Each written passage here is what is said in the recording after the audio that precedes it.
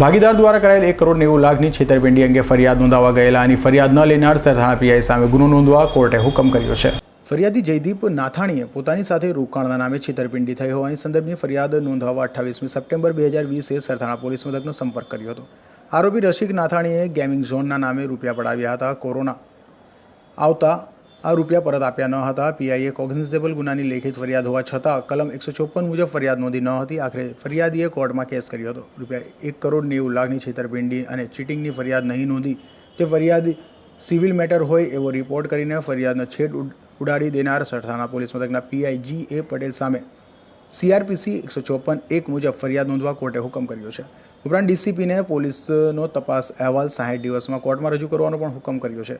કોર્ટે નોંધ્યું છે કે સરથાણા પીઆઈ દ્વારા ગુનાની બાબતમાં કાયદાના આદેશની જાણે જોઈને અવગણના કરેલા હોવાનું જણાય આવે છે। જો કે કોર્ટે આ કેસમાં સેન્કશન લેવાની જરૂર નથી એમ પણ નોંધ્યું છે।